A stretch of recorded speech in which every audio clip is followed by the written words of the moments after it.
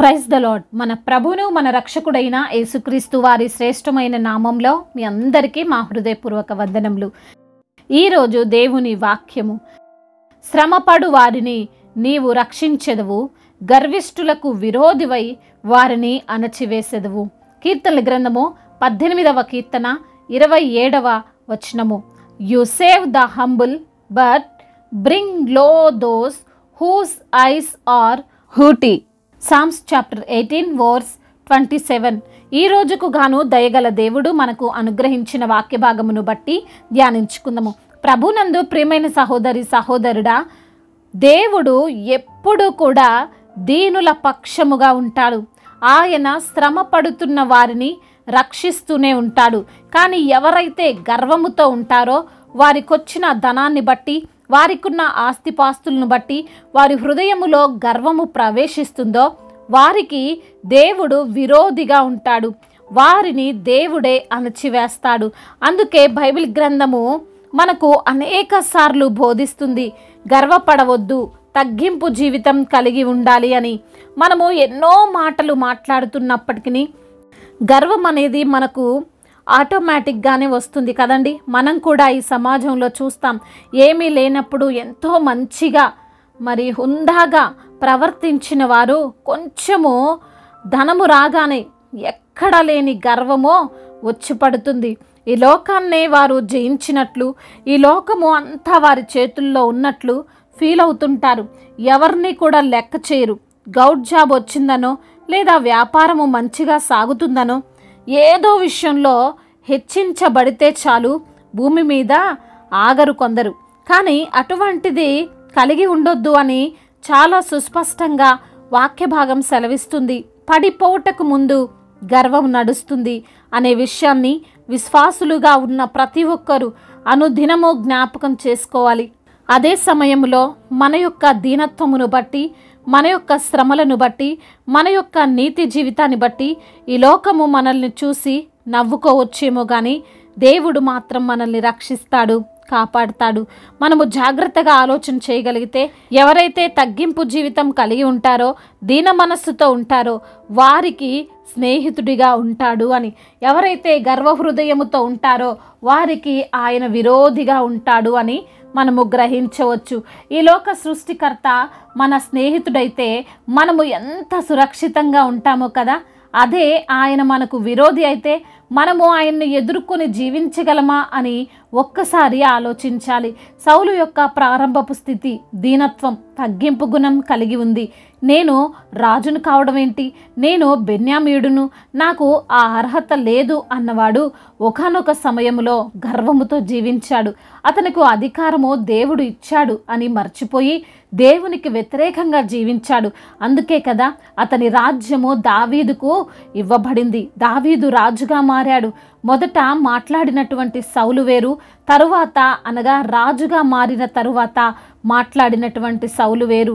ఈ స్వభావం అనేది అపవాది స్వభావం. అపవాది దేవుని సింహాసనమునే కోరుకున్నాడు. నాకంటే గొప్పవాడు ఎవరు లేరు అనుకున్నాడు. నేను ఏదైనా చేయగలను, నాకంత శక్తి ఉంది అని గర్వించాడు. అందుకే దేవుడు అపవాదిని త్రోసివేశాడు. లేఖన భాగము ఇలా సెలవిస్తుంది, తేజో నక్షత్రమా, వేకువ చుక్క, నీవెట్లు ఆకాశము నుండి పడిపోతివి, జనములను పడగొట్టిన నీవు నేల మట్టుకు వరకు ఎట్లు నరకబడితివి. నేను ఆకాశమును కెక్కిపోదును, దేవుని నక్షత్రములకు పైగా సింహాసనమును హెచ్చించుదును, ఉత్తర దిక్కునున్న సభాపర్వతము మీద కూర్చుందును, మేఘమండలము మీదికెక్కెదను, మహోన్నతునితో నన్ను సమానముగా చేసుకొందును అని నీ మనసులో అనుకొంటివి గదా. నీవు పాతాళమునకు, నరకములో ఒక మూలకు త్రోయబడితివే అని. కాబట్టి ప్రియమైన సహోదరి సహోదరులారా, మనం ఎంతగా ఎదుగుతున్నా తగ్గి జీవించాలి. మనుషులు ఏమనుకుంటారో అని ఆలోచించవద్దు. వారి ముందు నేను తక్కువగా ఉంటాను కదా అని అనుకోవద్దు. దేవుని ముందు నీవు గొప్పగా ఉంటావు అని గ్రహించు. దేవుడు నిన్ను ఇంకా ఇంకా హెచ్చిస్తాడు అని నువ్వు మర్చిపోవద్దు. ఆయన నిన్ను, నీ కుటుంబాన్ని కాపాడుతూ రక్షిస్తూ ఉంటాడు. కాబట్టి గర్వము అనేది మన లోపలికి ప్రవేశించి మనల్ని, మన భవిష్యత్తుని అణచివేయకముందే మనము మేల్కోవాలి. వాక్యము ఏం చెబుతుందో ఆలోచించాలి. గర్వం వలన ఎన్ని సమస్యలు కొని తెచ్చుకుంటామో గ్రహించాలి. దేవునికి దగ్గరగా ఉండాలి అంటే దీనత్వం కలిగి ఉండాలి.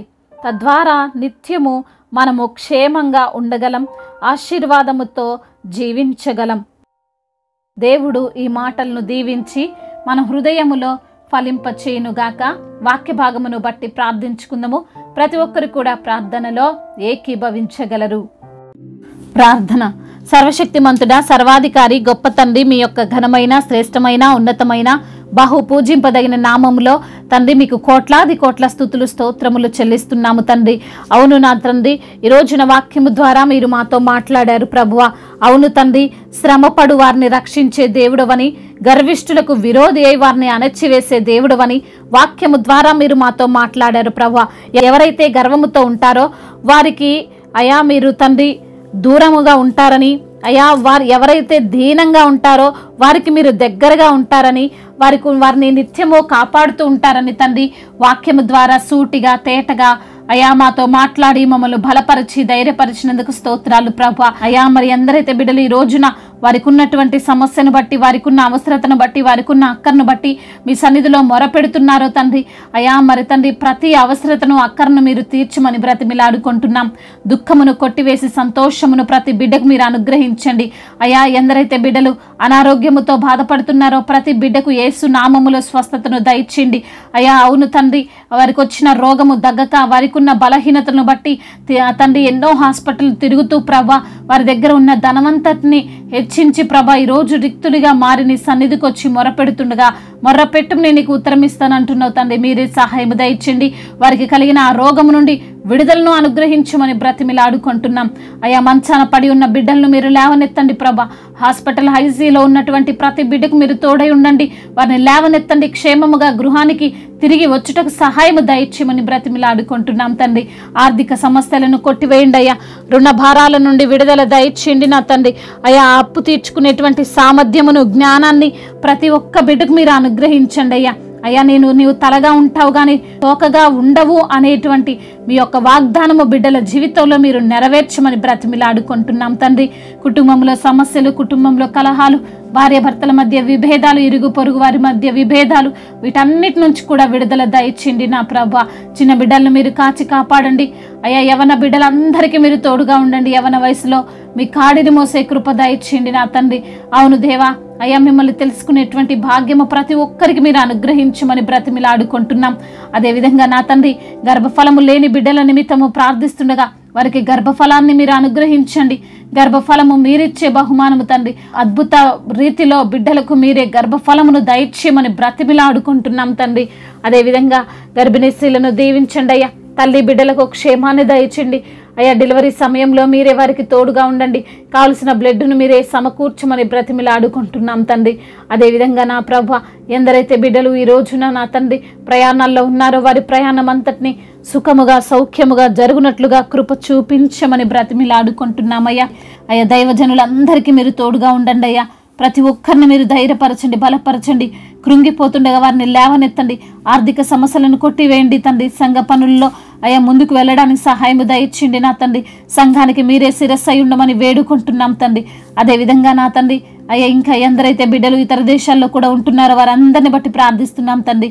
అయ్యా మీ యొక్క కాపుదల, మీ యొక్క కనికరము ఇతర దేశాలపైన ఉండులాగున సహాయం దయచేయండి. ముఖ్యంగా మా భారతదేశమును మీరు జ్ఞాపకం చేసుకోండి. సమాధానము కలిగినటువంటి దేశముగా అయ్యా మా భారతదేశమును మీరు నిలవబెట్టమని బ్రతిమిలాడుకుంటున్నాం తండ్రి. అయ్యా గొడవలు, అల్లర్లు అన్నిటిని యేసు నామములో తొలగించమని బ్రతిమిలాడుకుంటున్నాం తండ్రి.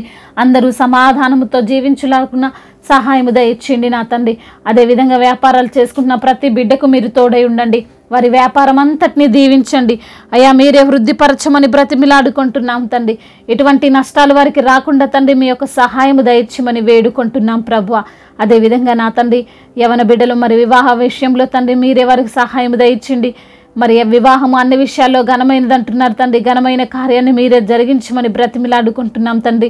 అదేవిధంగా నా ప్రభా ఇంకా చెప్పుకోలేనటువంటి బాధతో విరిగి నలిగిన హృదయముతో ఎందరైతే బిడ్డలు ఉంటున్నారో వారి యొక్క తండ్రి మొరను మీరు ఆలకించమని, వివాహము తండ్రి మీ చిత్త ప్రకారంగా జరుగునట్లుగా సహాయం దయచేయమని తండ్రి. ఇంతవరకు చేసిన ప్రార్థన అంతటిని మీ పాద సన్నిధిన చేర్చుకోమని మా నాథుడు, సర్వశక్తిమంతుడు, సర్వాధికారి అయిన నజరేయుడైన యేసుక్రీస్తు వారి శ్రేష్టమైన నామంలో ఈ ప్రార్థనను అడిగి వేడుకొని పొందుకొని ఉన్నాము మా ప్రియ పరలోకపు తండ్రి. ఆమేన్. ఈరోజు పెళ్లి రోజు మరియు పుట్టినరోజు జరుపుకున్న వారందరినీ దేవుడు దీవించి సకల మేలులతో, సకల ఆశీర్వాదములతో, కృపాక్షేమములతో, శాంతి సమాధానముతో దేవుడు మిమ్మల్ని నింపునుగాక. మీ యొక్క ప్రార్థన అవసరతలను మాకు తెలియజేయగలరు. మీ కొరకు మేము తప్పక ప్రార్థిస్తాము. మొదటిసారిగా మన యొక్క ఆదరణ వాక్యం చూస్తున్నట్లయితే తప్పకుండా సబ్స్క్రైబ్ చేసుకోగలరు. ఈ వాక్యం మీకు ఆశీర్వాదకరంగా ఉండినట్లయితే అనేకులకు కూడా ఈ వాక్యాన్ని పంపి మీరు కూడా దేవుని యొక్క రాజ్య సువార్తలో పాలిభాగస్తులు కావాలని దేవుని పేరిట మనవి చేసుకుంటున్నాను. May God bless you all. దేవుడు మిమ్మల్ని దీవించి బలపరిచి స్థిరపరచునుగాక.